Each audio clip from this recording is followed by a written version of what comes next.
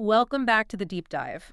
We are absolutely thrilled to have you with us again today. Yeah, it's really great to be here. Whether you are, listening on your commute or sitting at your desk or maybe just finding a quiet moment for yourself, we've got a truly fantastic stack of research to get through today. We really do. Today we are looking at the intricate, highly competitive, and honestly surprisingly dramatic world of developmental sports infrastructure.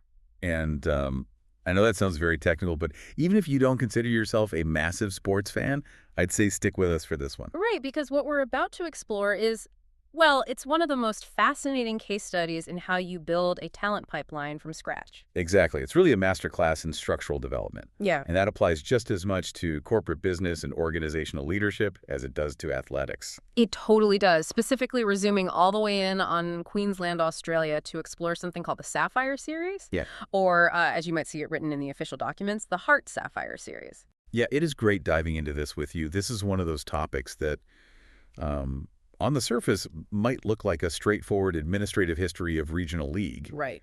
But once you actually dig into the source material, the timelines, the geography, and the sheer overwhelming dominance of certain organizations within this ecosystem, it becomes a massive lesson in how raw potential is cultivated. And tested. And tested, yeah, and ultimately elevated to the national stage. Okay, let's unpack this. We need to set the scene for you.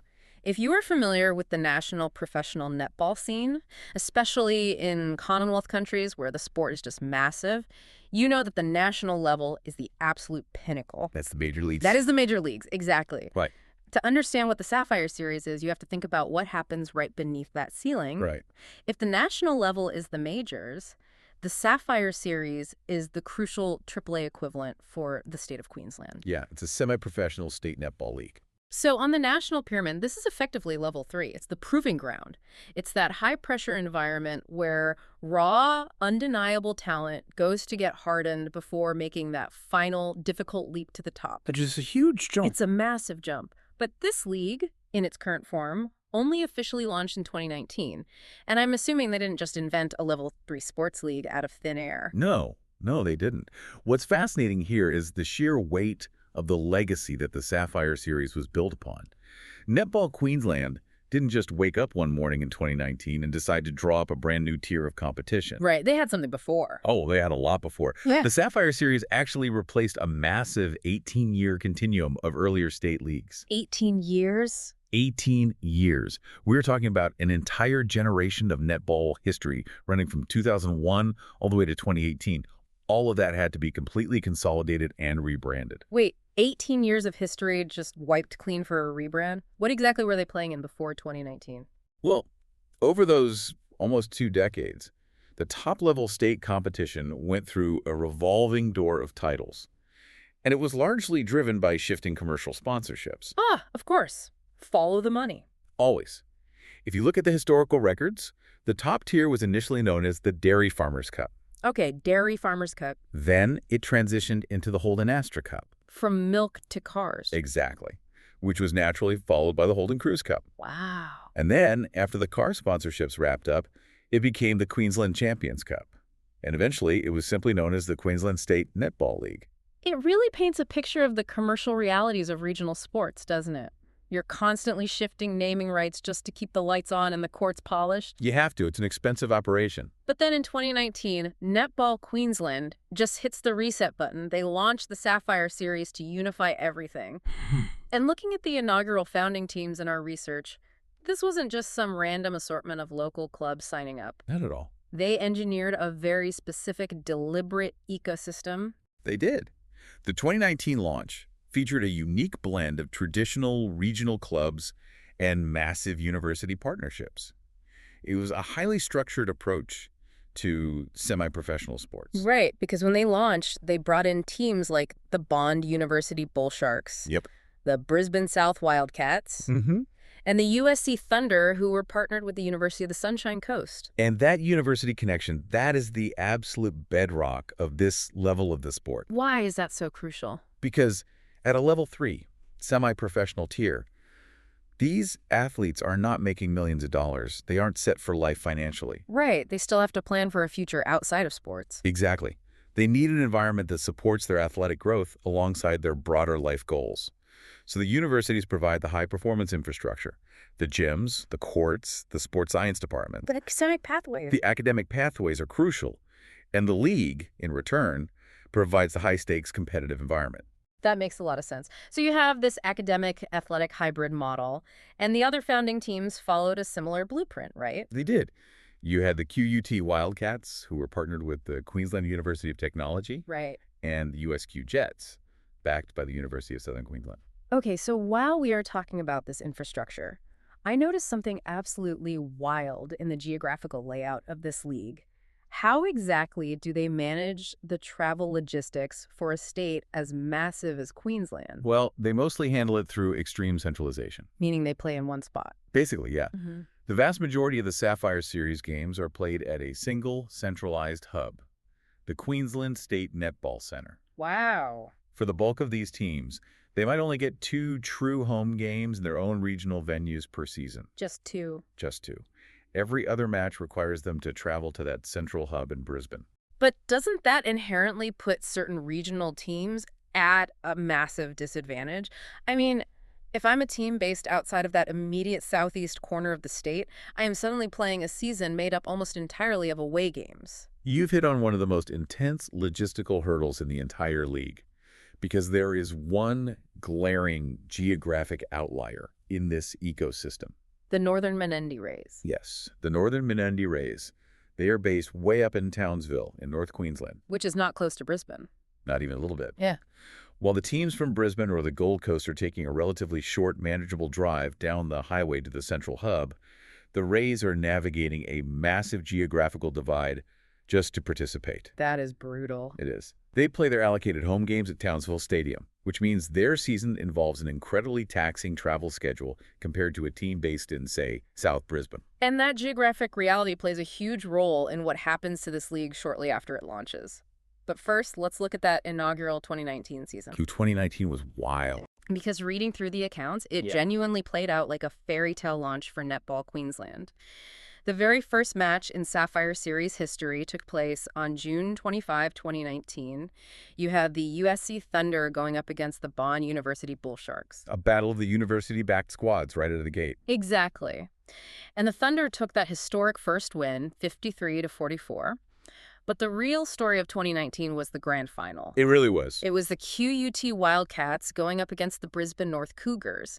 And the Wildcats pulled off an incredible upset victory, defeating the Cougars 60-49 to become the inaugural premiers. Which was a massive moment for the new league. Huge. Julita Vey from the Wildcats won the very first Katie Walker Medal, which is the award for the season MVP. Yep. And her teammate, Danielle Taylor, took home the grand final MVP honors. It was the perfect, dramatic, highly competitive launch for a brand new sporting era. Everything was looking bright. Everything was perfect. And then 2020 happened. Yeah. If we connect this to the bigger picture, the 2020 season serves as an intense case study in how localized, semi-professional leagues are forced to pivot during global crises. Right. The COVID-19 pandemic threw the entire global sporting world into chaos. But for a regional league like the Sapphire Series, the challenges weren't just disruptive. They were existential. Because they don't have the endless billions of dollars to create hermetically sealed quarantine bubbles like the massive international leagues do. Precisely. You don't have chartered jets and private luxury hotels for level 3 state netball. No, you definitely don't. And remember that geographic outlier we just discussed, the Northern Rays up in Townsville. Oh man, the travel. Because of strict localized travel restrictions within the state, it became physically impossible for them to compete.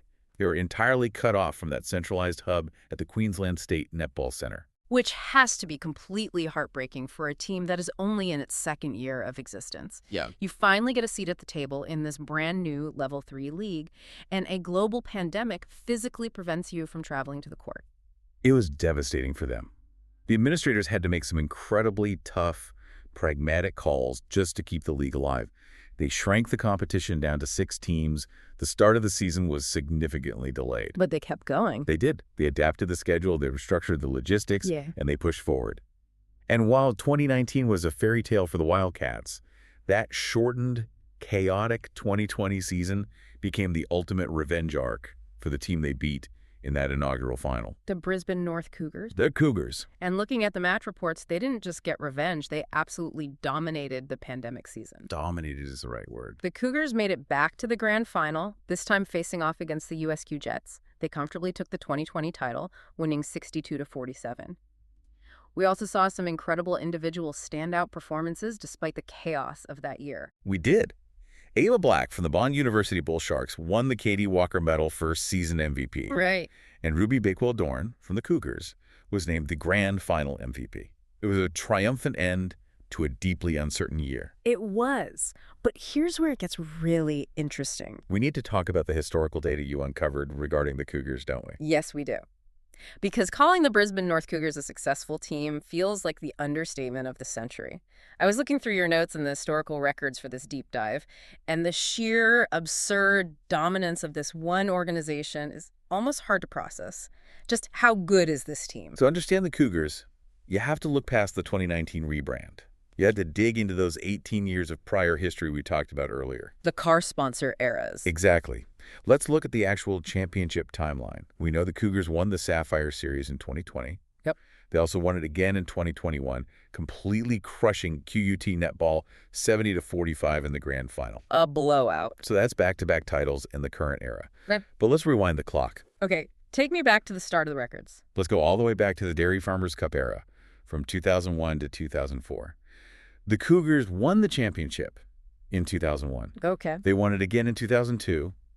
They won it in 2003. And they won it in 2004. Wait, they won 4 years in a row in a developmental league. A complete sweep of that specific 4-year era. That is insane. Then the league rebrands to the Holden Astor Cup. The Cougars win it in 2005. They take the title again in 2007 and again in 2010. Just casually grabbing 3 more titles. The league shifts to the Holden Cruise Cup. The Cougars win that in 2011. It becomes the Queensland Champions Cup. The Cougars take that title in 2013. This is genuinely unbelievable. You are listing off completely different eras of the sport, entirely different sets of players. It goes deeper than that. Finally, the competition becomes the Queensland State Netball League Division I. And what do the Cougars do? Let me guess. They win the championship in 2015, they win it in 2016, they win it in 2017, and they win it in 2018. 4 consecutive years. Again, right before the entire system rebrands to the Sapphire Series. How is that structurally possible? I mean, in a developmental league, a AAA system, the primary goal is to cycle through talent. Right. Players develop, they age out, or they get promoted up to the national majors.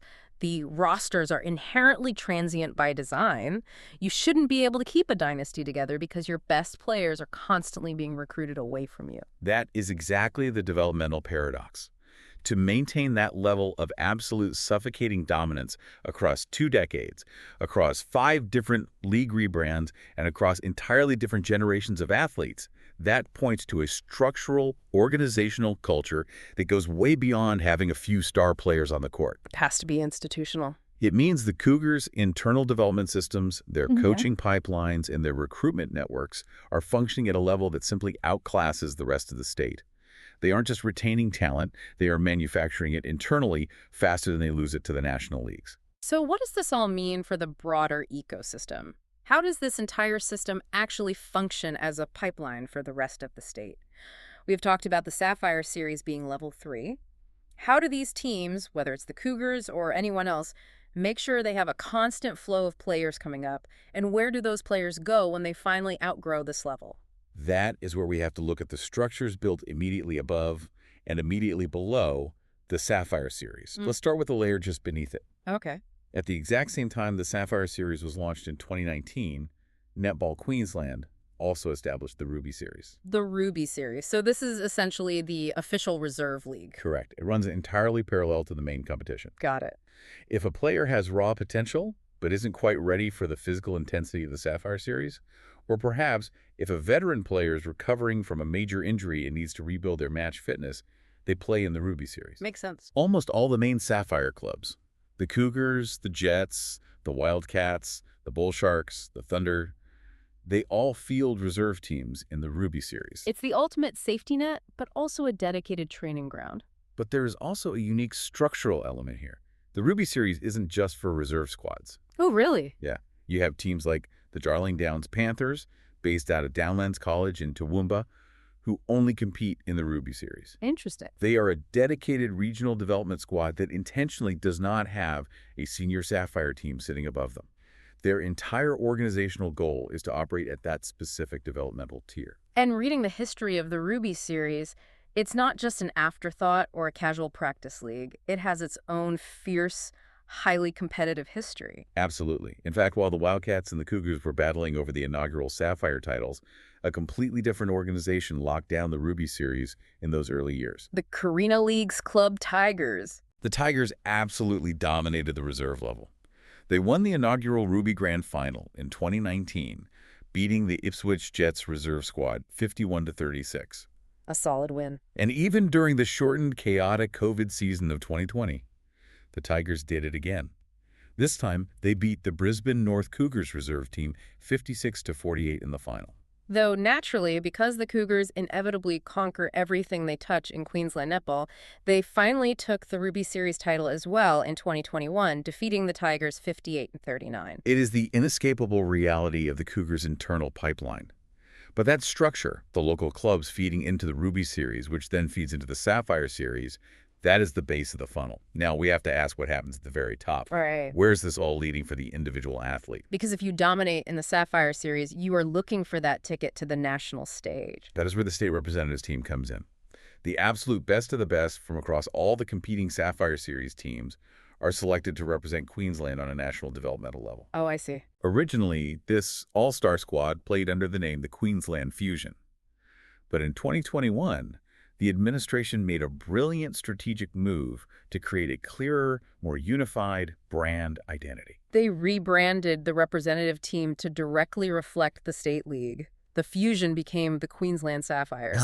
Okay. I genuinely love that from an organizational standpoint. It creates a completely unified aspirational pathway. You grind in the Ruby Series to earn your spot in the Sapphire Series, and if you excel there, you get to put on the dress for the Queensland Sapphires. It's totally seamless. It makes so much sense from a branding perspective. It gives a young athlete coming up through the ranks a very clear step-by-step ladder to climb.